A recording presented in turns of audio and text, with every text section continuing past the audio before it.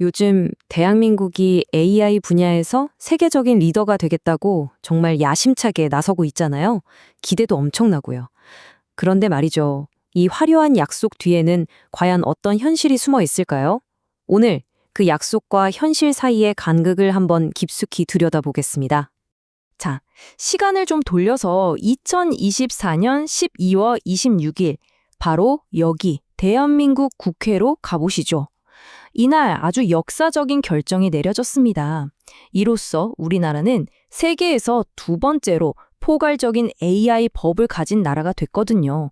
정말 중요한 순간이었죠. 98.48%. 와, 이 숫자 좀 보세요. 거의 만장일치에 가까운 찬성률입니다. 이게 뭘 의미하냐면 AI를 국가의 미래로 만들자는데 정말 강력한 사회적 합의가 있었다는 뜻이죠. 사실상 반대 목소리를 찾기 힘들 정도였으니까요. 정부의 공식적인 입장도 아주 명확했습니다. 이건 그냥 법 하나를 통과시킨 게 아니라 대한민국이 미국, 중국과 어깨를 나란히 하는 AI 3대 강국 G3가 되겠다는 일종의 선언이었던 겁니다. 자, 그럼 첫 번째 이야기부터 시작해 볼까요? 바로 AI 강국을 향한 약속입니다. 이 거대한 국가적인 목표, 그리고 이걸 뒷받침하기 위해 만든 법이 도대체 어떤 내용인지 한번 살펴보겠습니다. 그런데 말이죠. 이 위대한 약속이 시작부터 꽤나 까다로운 숙제를 만나게 됩니다. 그게 뭐냐면 바로 신뢰라는 문제예요. 아주 중요하지만 한마디로 정의하기는 정말 어려운 개념이죠.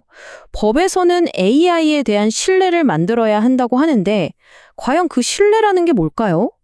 그래서 법에서 핵심으로 내세운 개념이 이 고형형 AI라는 겁니다. 쉽게 말해서 금융이나 채용, 의료처럼 우리 삶에 직접적이고 아주 큰 영향을 주는 분야의 AI는 좀 더 깐깐하게 관리하겠다는 거죠. 아이디어 자체는 아주 좋아 보입니다. 근데 여기서부터 좀 복잡해집니다. 자, 한번 생각해 보세요. 콜센터에서 상담 내용을 요약해주는 AI가 있어요. 이게 그냥 업무 효율을 높이는 도구일까요? 아니면 자칫 고객 차별로 이어질 수 있는 고영양 AI일까요? 병원 예약을 도와주는 챗봇은 또 어떻고요? 단순 편의 기능일까요? 아니면 누군가의 치료받을 기회를 좌우하는 중요한 관문일까요? 그 경계가 정말 애매합니다. 그래서 정부가 내놓은 해법 중 하나가 바로 이 이중 표시 의무, 일종의 이중 레이벌링입니다. 왼쪽에 있는 사람 판독형은 저나 여러분 같은 일반 사용자들이 이거 AI가 만든 거구나 하고 바로 알아챌 수 있게 표시하는 거고요. 오른쪽의 기계판 독형은 플랫폼 회사들이 AI 콘텐츠를 자동으로 찾아내고 추적할 수 있도록 기술적인 꼬리표를 붙여두는 겁니다. 혼란을 좀 줄여보려는 시도인 거죠. 자, 이제 좀 추상적인 법 이야기는 잠시 접어두고 아주 구체적인 현실의 공간으로 한번 가보겠습니다.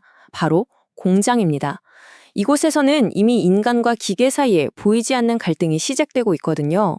엔비디아의 CEO 젠슨 황 같은 세계적인 기술 리더의 눈에는 한국의 제조업이 이렇게 보입니다. 아시아 로봇 혁명의 심장부. 정말 대단한 평가잖아요. 첨단 기술이 가득한 아주 희망적인 이미지죠. 하지만 그 화려한 비전 바로 뒤에는 이런 냉정한 숫자들이 있습니다. 자동화 때문에 일자리를 잃을 우려에 처한 노동자가 무려 120만 명인데 정부가 마련한 재교육 프로그램에 들어갈 수 있는 인원은 고작 5만 명뿐입니다. 이 엄청난 격차, 이걸 어떻게 받아들여야 할까요? 그럼 다른 나라들은 어떻게 하고 있을까요?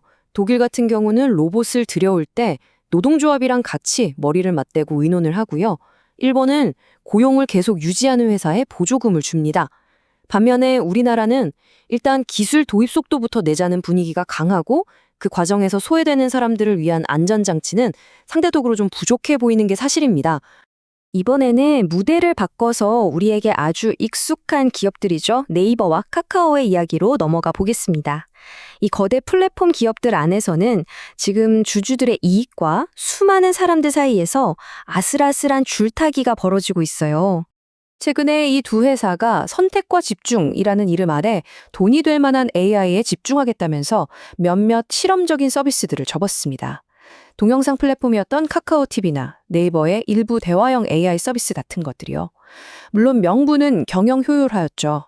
이런 결정을 윤리적인 잣대로 한번 따져보면 그림이 더 선명해집니다.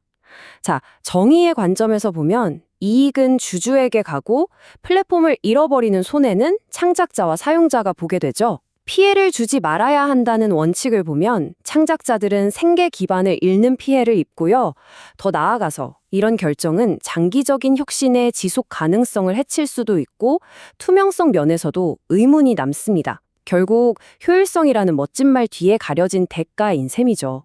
결국 이 질문을 하지 않을 수가 없습니다. 기업이 AI로 돈을 벌기 위해서 방향을 틀 때 그 과정에서 발생하는 비용, 그 대가는 과연 누가 치르고 있는 걸까요? 자, 이제 마지막 장입니다. 지금까지 우리가 살펴본 법의 모호함, 공장의 충격, 그리고 플랫폼의 우선순위, 이 세 가지 이야기를 하나로 묶어주는 키워드가 있습니다. 바로 균형에 대한 질문입니다. 그러니까 진짜 어려운 문제는 기술 개발 그 자체가 아니라는 겁니다.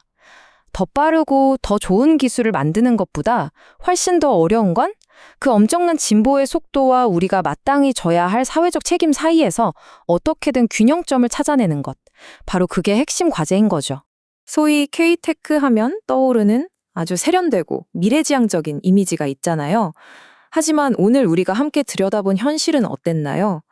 이 매끈하고 완벽해 보이는 표면 아래에는 아주 복잡하고 인간적인 고민들이 실타래처럼 얽혀 있었습니다. 마지막으로 이 질문을 던지면서 마무리하겠습니다. AI에 꼬리표를 붙이고 법을 만들고 전략을 발표한 이 모든 과정 끝에 우리가 정말로 얻은 것이 신뢰할 수 있는 AI일까요? 아니면 그저 책임은 당신들에게 있습니다라는 꼬리표만 넘겨받게 된 것은 아닐까요? 한 번쯤 깊이 생각해 볼 문제입니다.